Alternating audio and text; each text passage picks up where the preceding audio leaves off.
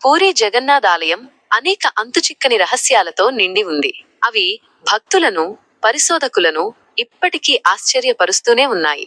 వాటిలో కొన్ని: ఆలయం పైభాగంలో ఎగురుతున్న జెండా ఎల్లప్పుడూ గాలి వీచే దిశకు వ్యతిరేకంగా రెపరెపలాడుతుంది. ఇది శాస్త్రీయంగా వివరించలేని ఒక అద్భుతం.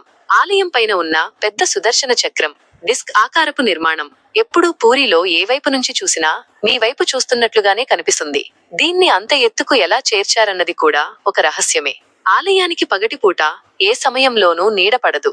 ఇది వాస్తుపరమైన అద్భుతమా లేక దైవశక్త అనేది ఇప్పటికీ ఎవరికీ తెలియదు.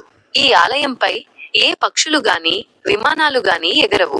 ఇది ఒక దైవశక్తి వల్లనే అని చాలా మంది నమ్ముతారు. సింహద్వారం, ప్రధాన ప్రవేశ ద్వారం గుండా ఆలయంలోకి ప్రవేశించిన వెంటనే సముద్రపు అలల శబ్దం పూర్తిగా వినిపించకుండా పోతుంది. బయట అడుగు పెడితే మళ్లీ శబ్దం వినిపిస్తుంది. ఆలయంలో తయారు చేసే మహాప్రసాదం ఎంతమంది భక్తులు వచ్చినా సరిపోతుంది. ఇది ఎప్పుడూ వృధా కాదు. అంతేకాకుండా ప్రసాదాన్ని వండేటప్పుడు కుండలను ఒకదానిపై ఒకటి పేర్చినా కింద ఉన్న కుండ కంటే పైన ఉన్న కుండలోని ప్రసాదం ముందుగా ఉడుకుతుంది. ఆలయంలోని విగ్రహాలు చెక్కతో తయారు చేయబడతాయి.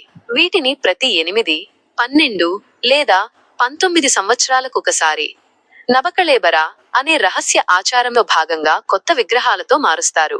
ఈ ప్రక్రియ చాలా గోప్యంగా జరుగుతుంది.